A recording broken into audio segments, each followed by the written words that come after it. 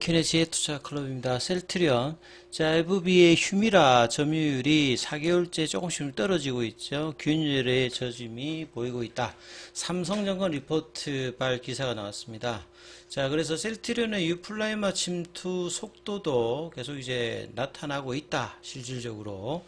그리고 향후에 지금 이제 세컨드 웨이브에 이어서 2028년도 서드 웨이브까지 바이오 시밀러 시장에서는 큰 시장이 다가오고 있죠. 성공 전제 조건 두 가지는 무엇일까요? 이 부분 한번 살펴보도록 하겠습니다. 삼성증권에서 리포터 리서치가 나왔는데요. 이제 이게 오늘 이렇게 나왔던 기사인 것 같습니다. 오후에 나왔는데요.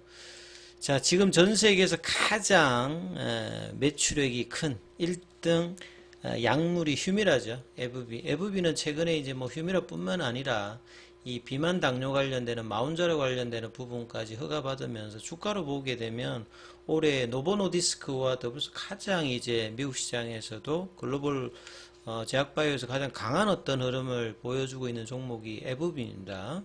그래서 이 에브비가 자랑하는 매출액에서 6, 70% 이상이 되었던 휴미라를 이을 이제 그 이후의 어떤 부분이 굉장히 필요한 상황에서 이 부분들도 잘 해나가고 있고 휴미라 방어 전략도 굉장히 잘하고 있습니다. 이전에 보통 이제 바이오 시밀러가 등장하게 되면 오리지널은 매출액이 거의 90%가 날아가거든요.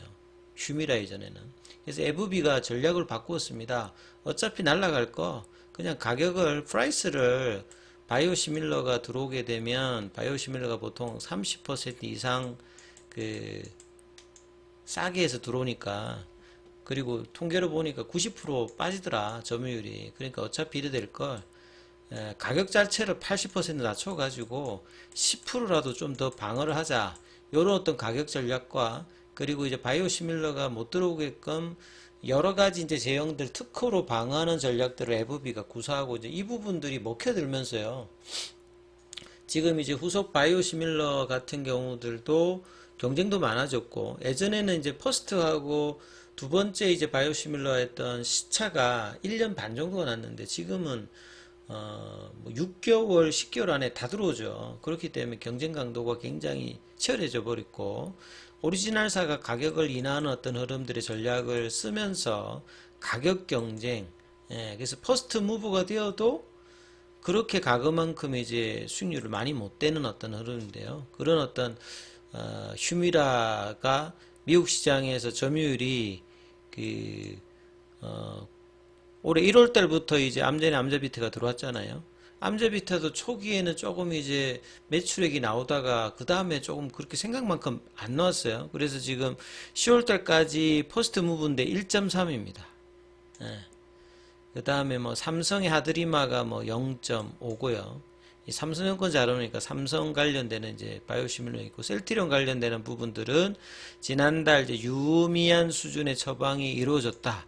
점유율상으로는 나타나지 않았는데, 여기 보면 이거 두 개만 합하더라도 1.8이니까 거의 99점 얼마니까 나머지는 크게 의미 있는 어떤 점유율은 아니거든요. 근데 원체 시장 자체가 크니까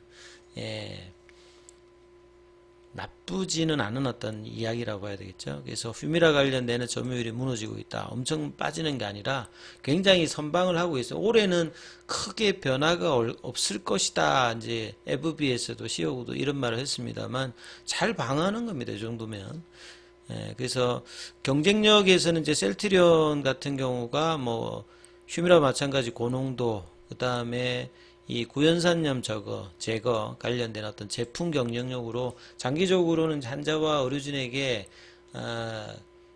많이 선호가 될 수 있는 어떤 경쟁력을 중심으로 지금 유통망 확대, 결국 PBM 어떤 등재를 얼마만큼 하느냐가 양적인 부분에서 중요한 부분이죠. 그리고 이 시장 자체가 작년에 27조고요. 글로벌. 미국에서만 24조죠.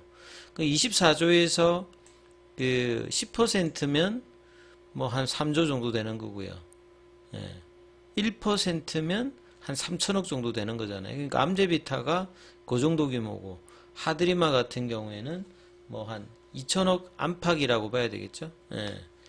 셀트리온도 이제 뭐 일정 부분 물량은 나가고 있다라고 봐야 되겠습니다. 그래서 7월에 본격적으로 이제 바이오시밀러 관련되는 부분들이 미국에 출시를 했고, 각사에 따라서 이제 뭐 WAC 가격들이라든지 이제 PBM 등재가 공범, 사범 뭐 나눠주면서 전략들이 좀 다르게 되었죠. 그래서 이 승인 관련되는 부분들이 대부분 되었고요. 암제비타, 암젠이 가장 퍼스트 무브로 진행을 했는데 점유율 에서 1년차에서 1% 정도. 그 다음에 삼성, 유플라이마 같은 경우는 이제 7월 달에 출시를 하고 PBM 등재 관련되는 부분들도 지금 그 미국의 3대 PBM 중에는 옵텀 쪽에서 하고 있는 사범이 아니라 공범 쪽. 그다음 이제 중소형 쪽 PBM 쪽에서는 뭐 벤테그라, 그다음에 이제 약국 그 전문 체인 케어 파트너스 파머스. 특히나 이제 케어 파트너스 파머시에서는 휴미라를 제치고 일단 유플라이마를 단독 판매할 수 있는 지위까지 일단 얻었다고 봐야 되겠죠. 그리고 연말에 전체 보험 시장의 40% 수준을 확보하겠다. 이런 상황인데, 휴미라 점유율이 아까 표에서도 나오듯이 절대적인 수치가 큰 건 아니지만 줄고 있다. 그래서 절대적인 수치는 굉장히 뭐 높습니다만 시장 자체가 크기 때문에 내년도에는 이게 좀 더 가속화될 것이고, 뭐 2025년도에는 기회가 올 것이다. 내년부터는 큰 폭의 하락세. FB가 이제 누적으로 해도 거의 한 300조 가까이 휴미라로 그 매출을 거뒀거든요. 그러니까 출시 이후에 가격을 꾸준하게 올렸습니다. 그래서 가격을 많이 인하를 한다 하더라도 출시 초기 대비해서 가격이 엄청 많이 높아져 있으니까 FB 입장에서는 최대한 방어하면서 이제 이 점유율이 떨어질 어떤 가능성이 높겠죠. 그래서 이제 경쟁력을 갖추어야 의사나 환자들에서 선호도가 있는데, 휴미라 같은 경우는 대부분 이제 고농도 관련되는 부분이 처방하고 있기 때문에 고농도 쪽에서는 셀트리온하고 삼성 쪽하고 이제 산도즈 이렇게 세 개뿐이거든요. 그리고 여러 저형의 어떤 다양성을 갖추고 있는 게 셀트리온. 그 다음에 통정 의료가 있는 이 구연산염을 제거를 했고, 인터체인저블 관련되는 부분들도 이제 글로벌 삼성을 일단 마무리하는 단계이기 때문에 본격적인 어떤 부분들은 내년도부터다. 그래서 2025년도, 그래서 유플라이마와 진펜트라가 셀트리온의 내년도 성장의 어떤 흐름들을 알 수 있는 가장 뭐 중요한 어떤 부분들이라고 봐야 되겠죠. 그래서 이 부분들을 계속 이제 분기별로, 월별로 체크를 해야 되는 어떤 상황이고요. 그 다음에 이제 사실 바이오 시밀러에서는 사우드 웨이브 관련되는 부분이 저는 장기적으로 좀 중요하다고 생각합니다. 2030년도에 12조 매출을 할 때, 여기에 바이오 시밀러도 있고 뭐 신약도 있겠습니다만, 휴미라만큼 아니면 2030년도에 휴미라보다 훨씬 많이 이제 매출을 낼 거로 기대되고 있는 게 이 머크의 키투르다거든요. 그래서 키투르다가 이 세 번째 파도에서 바이오시밀러에서 가장 중요하다고 봐야 되겠습니다. 그래서 보통 이 바이오시밀러 관련되는 부분에서 평가를 지금 2012년도에 그 국내에서 이 셀트리온이 이 레미케이드 관련해서 바이오시밀러 램시마를 국내에서 허가를 받고 2013년도 유럽에서 허가를 받죠. 그리고 이 휴미라 관련되는 부분들도 이제 아달물리맘 휴미라 관련되는 부분들도 이제 승인을 받고 이제 올해 출시를 하는 이런 부분들이겠죠. 그 다음에 뭐 이제 허셉틴 관련되는 부분들도 2019년도에 있었고요. 아바스틴 관련되는 부분들도, 베그젤마 관련되는 부분들도 있죠. 그래서 이런 부분들이 있고, 우리 바이오시밀러 관련해서 전체 시장을 본다라고 하면요, 이 2019년도 이전 여기를 뭐 퍼스트 웨이브라고 해요. 그래서 뭐 이 세대가 이제 갈라지는 거는 뭐 특별하게 어떤 딱딱 잘리는 것보다는 큰 이제 오리지널 약물들이 언제쯤 만기가 되느냐 이런 부분인데, 뭐, 22년부터 2025년도까지 여기를 또 이제 뭐, 세컨드 웨이브라고 보고, 2026년도부터 이제 2030년 여기도 또 뭐 이게 더드 웨이브. 뭐, 말하는 주체마다 다 다른데, 맥킨지 이제 어널리스트로 이제 분석을 해보면, 큰 어떤 이제 시장이 이렇게 커지는 부분들, 그래서 뭐 올해, 내년, 내후년에 가장 중요한 결국 휴미라 관련되는 부분, 그 바이오시밀러잖아요. 2030년도에서 여기 가장 중요한 게 이제 키트루다 관련되는 부분이고, 그 다음에 이제 유럽에서 관련되는 부분들은 굉장히 많은 바이오시밀러가 2017년, 18년 요때 많이 이제 19년 전에 유럽에서는 많이 있었고요. 그 다음에 미국 쪽에서는 보면 이제 2019년도 이때 이후로 이제 허가 관련되는 부분들 바이오시밀러가 많이 나오고 올해 그 2023년도에 휴미라 관련되는 부분이 본격적으로 나오면서 굉장히 뭐 커진 어떤 시장이라고 봐야 되겠죠. 그리고 이제 블록버스터 관련되는 부분들이 이제 2031년도 그 다음 2028년도 요때가 이제 키트루다 관련되는 부분이거든요. 2023년도 여기가 이제 유플라임 그러니까 휴미라 관련되는 부분이라고 봐야 되겠죠. 그래서 이런 어떤 큰 약물이 할 때 이제 여기서 얼마만큼 잘하느냐에 따라서 바이오시밀러 관련되는 볼륨이라든 수익성이 결정될 거고 2028년도 키트루다 관련된 키트루다는 미국의 이제 허가 만료는 2030 몇 년 32년인가요? 예. 유럽에서 이제 허가 관련되는 부분인데 지금 또 뭐 SC 제형 이런 거 하고 있으니까 또 그때 상황 가면 좀 더 달라질 수도 있을 거예요.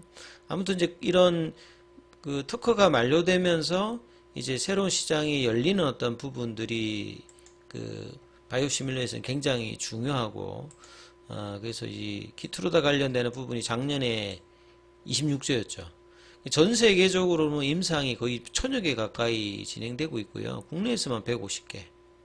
그 다음에 키트루다에 이어서 이제 옵티브 관련되는 옵티브 키트루다가 만기가 되면 어마어마하게 이제 큰 면역관문 억제제 이제 바이오시밀러 시장이 열리는 거죠. 요 시장에서 셀트리온 같은 경우에도 이제 이런 부분들을 준비하기 위해서 지금 이제 그 개발 중이거든요. 이 뭐 세포주 개발하는 데만 거의 한 1년 정도 걸리니까 이런 부분들도 굉장히 뭐 중요하다 이렇게 보여집니다. 그래서 바이오시밀러 관련되는 부분들이 2013년도 이전에는 그러니까 요 앞에 바이오시밀러는 1세대 바이오시밀러 있잖아요. 뭐 호르몬이라든지 인슐린이라든지 이런 거고 항체 형태의 이제 바이오시밀러 관련되는 부분은 셀트리온이 최초로 했고 이제 2017년, 2018년 코로나 전부터 보면 굉장히 이제 큰 시점. 그래서 셀트리온도 주가가 2019년, 2020년도에 대단한 어떤 상승을 했고 두 번째 이제 세컨드 웨이브에서 중요한 휴미라 관련되는 부분에서 퍼스트 무브도 아니고 경쟁이 굉장히 중요한 어떤 국면인데요. 미국 시장이 이제 굉장히 중요하기 때문에 올해 내년에 어떤 흐름을 보이냐에 따라서 본격적인 어떤 이제 퀀텀 점프를 잘해 나가면 다음 그 서드 이제 웨이브 쪽에서도 뭐 대응을 잘한다라고 하면 당연히 이제 그런 부분들을 반영하면서 주가도 상승의 어떤 흐름들을 가지 않을까 싶습니다. 지금 이제 뭐 경쟁 상도로 암젠 같은 경우에도 이 바이오시밀러에 굉장히 진심입니다. 그래서 여기도 보면 2030년도까지 바이오시밀러로 이제 5조 정도의 매출을 낸다고 하잖아요. 그 셀트리온의 12조 매출 중에서 60%가 바이오시밀러니까 거의 한 7조 정도인데 암젠이 한 5조 정도니까 암젠 수준의 어떤 보다도 더 많이 그 다음에 이제 뭐 신약 관련되는 부분으로 또 나머지 부분들을 하는 부분이니까 굉장히 공격적인 어떤 전략들을 좀 구사하는데요. 그래서 올해 내년도 미국 시장에서의 어떤 얼마만큼의 이제 캐파를 유플라이마나 진펜트라가 하느냐. 진펜트라는 물론 뭐 신약입니다만 유럽에서의 어떤 바이오 베타의 어떤 성장이 시너지 효과를 내면서 바이오시밀러까지 성장을 계속 하느냐 여부가 중요하니까 이 부분 좀 참조하시면서 그럼 계속 판단하셔야 될 것 같습니다. 여기까지 하겠습니다.